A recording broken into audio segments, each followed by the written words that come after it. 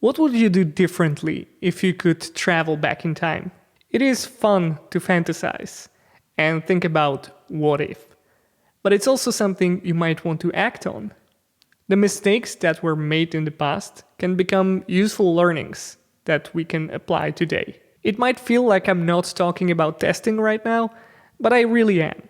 And I'm also talking about one of the most annoying parts of test automation, and that's test flakiness. If you ever made a mistake in your test or your test has become flaky for whatever reason, you might feel like you want to travel back in time and fix your mistakes. But as it turns out, today we have some excellent tools out there that can help us do exactly that. We can go back in time and observe our tests. We can see what happened to the application and see how our test interacted with it. We can observe network calls and examine communication between front-end and back-end. So the question of traveling back in time has become a very practical one. But yet, I asked about this on my LinkedIn recently. What tools do you use to debug your tests? Because, as it turns out, debugging tests takes a larger portion of the day for more than 61% of testers. But as far as the debugging tooling goes, the response was awfully quiet. But it shouldn't have to be. If you're using Cypress or Playwright, the debugging tools are right at your fingertips. And they can help you fix flakiness. Let's look at some of the annoying flakiness examples. And I've got a good one for you. So in this example, I have a simple test. I want to visit my board, and then I want to use get command to find a card. There are of course multiple of these items in my application, so I'm going to filter out the last one and then click on it. When I look into my application, I have two cards. One is called Playwright, the other one is Cypress. And when I run this test, I want to click on the last one. However, if I run this test, and I'll run it multiple times, I can get to some weird results. Sometimes I see Playwright, and sometimes I see Cypress. So what's happening? Well, the time machine in Cypress is going to be our friend. If I hover over this timeline, I can see that my click was clicking on Cypress.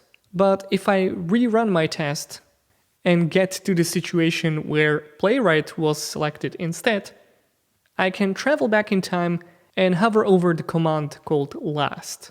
Now in this scenario, the list with done cards is still loading, while the list with to-do cards was already loaded. Now in our test we didn't specify how many cards we are expecting, which means that Cypress, as soon as it finds at least one card, is going to filter out the last one and click on it. Our test is basically moving too fast. But having this insight with the timeline, we can correct our test and make sure that we are always selecting the right card. In our test, we can make it more stable by simply specifying how many cards we are expecting. So I'm going to add an assertion, which will make sure that the number of our cards is 2. Now when I rerun my test, you'll see that the test will wait for the number of cards to be 2 and only then click on the last one. Our time machine in Cypress has given us an important context into how the commands in Cypress work, and it's a valuable insight if we want to make sure that our tests are stable. This example points to one of the great problems we as testers face when testing modern web applications, and that's timing issues. These timing issues is something we as testers need to account for. Seeing what happened as the tests progressed is extremely valuable. It allows us to write efficient tests because by seeing how our tests run, we get a better understanding of how to write a stable and efficient test. But Cypress is not the only tool that has brought a time machine into their workflow. With Playwright's Trace Viewer, we can get an insight into a test run as well. So let's explore how this can enable us to write a more stable test for our application. In a following example, I have a simple app which will navigate through 3 pages. So I'll have one page where the logo is Cypress, the next page where I have the logo of Playwright, and then finally the third page where I have a logo of Replay. In the test, I want to assert that the title of the third page is Replay.io. So I'll navigate through the page, click on the next page button, then click on the next page button again on the second side, and then finally make assertion on the title. When I run the test, however, it is going to fail. Apparently, the received string is saying Playwright instead of Replay.io. So let's try to use Playwright's time machine and run this test with the trace viewer on. I'm going to open my terminal and type npx playwright test with an argument trace on. As soon as I finish with my test, I will get my test report, which will basically say the same thing as the error. But in addition to this, I can take a look at the trace. When I click on this, I can travel back in time the same way I did with Cypress timeline. If I examine my application a little bit, I can see that both the first click and the second click were actually triggered on the same button, because the page didn't have enough time to navigate. This means that instead of clicking on the next page button on the next site, we have clicked the same one twice. Again, trying to navigate through the timeline and traveling back in time will give us some more context into how our test is run and how the application is behaving. So let's go back to the test and try to fix this. In my test, I'm going to add another assertion, which will make sure that after we click on the next page button, we will first navigate to Playwright, and then clicking on the next button, we will navigate to Replay.io. I'll save my test and then run it again. And now I can see that it is passing. As you can see, browser navigation plays a big role when interacting with the application under test. And while most of the browsers work pretty much the same these days and cross-browser testing is not as critical as it was a couple of years ago, it's still a very valuable thing to see what happens inside the browser. This is why I have been a fan of Cypress, since compared to other testing solutions, it runs inside the browser and it provides you with tools that enable you to access internals of the browser as well as the application under test. Speaking of application under test, there's a lot that's happening inside the app while a test interacts with it. After all, it is the focus of our testing efforts. But interestingly, we as testers instinctively reach for fixing the test instead of fixing the app when facing a flaky test. In a recent poll I did on LinkedIn, I asked about the go-to instinct for situations when we face a flaky test. Interestingly, overwhelming majority of testers would have rerun the test or try to investigate the test and fix it. Only about 1/5 of the respondents would aim for fixing the app. But I guess all of us would agree that the app can be flaky as well. In fact, as stated in this tweet, a flaky app will lead to flaky tests. So maybe we could focus on the app as well? There's a time machine solution that can help you out with that. Replay.io is a browser that records anything that happens inside it. You can hook it up to Cypress or to Playwright, and it will create a recording for you, similar to Cypress Timeline or the Playwright Trace Viewer. Let me show you how that recording looks in Cypress. So this is the time machine made by Replay.io. As you can see, it has some resemblance to Cypress tests. We can see some successful and failed attempts.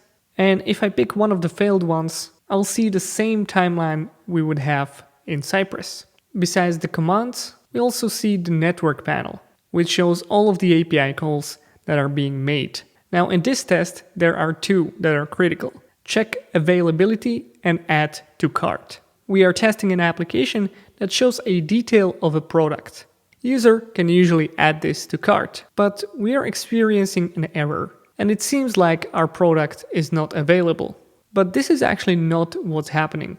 The problem that we are getting here is that we are clicking the add to cart button before we get the information on availability. We can take a deeper look into this by jumping into the DevTools. In here, we can explore the network panel and see the response on the check availability endpoint. You'll see that the quantity is set to true and that the sneakers are available. But if we scroll down to the add to cart API call, then we'll see that the response is 400. If we examine the request, you might see that we are sending the quantity of 0. And that's not correct, because our user can experience a slow connection and may fall into the same trap. With this particular time machine, we not only get our network logs, console logs, and DOM snapshots, but we also get insight into the application's code. You can actually already see this in this middle panel, but the real cool thing about this is that you can take a look into what part of code was executed as you did an action, for example, this click action. As I click on this, it will highlight this fetch API add to cart. This is part of a add to cart function, which is called by a certain component. If we hide the side panel and take a look into which component is calling this function, we'll see that it is the add to cart button component. The API call we have inside is sending a certain body. This is the quantity we have seen earlier. Now we already know that this test is flaky. It was failing a couple of times and then finally it has passed. With replay as a time machine, we can take a look into what this quantity was in a successful test and also in the failed test. The way we can do that is by clicking this plus button. This will add a print statement into our test, which we can see in the console panel. If I decide that instead of this text, I'll print out the quantity, then I will see that at this particular point in our test, the value was 0. We can extend the range and take a look at the whole test. If I save the range now, I'll see that I'll actually have 3 print statements. First one is 0, second one is 0 again, and then third one is 1. When I move over to the timeline at the very end, I'll see how my test is looking when it is passing. If we dive a little deeper into our code, we might see a couple of other things. The quantity is a state variable. In React, we can use useState to set a certain internal variable. The set quantity would be a function that's going to mutate this state. By default, the state is set to 0. But as we call our fetch API check availability, the response from that data will get set by set quantity. In other words, once we get a response from the server, the number 0 will change to whatever the server has given us. So in our case, number 0 will change to number 1. But we have a timing issue. We have 2 API calls and we never know which one will come first. This means that ideally, we should also prevent our users from doing this. If we head over to our Cypress test, ideally it should look something like this. No waits, no intercept, nothing. In order to achieve that, what we can do is to improve our application. Remember how I said that the add to cart button should be disabled until we can click on it? Well, that's exactly what we can do. Let's open the add to cart button component and add another property. It's going to be disabled and it's going to be a boolean. We'll pass this in.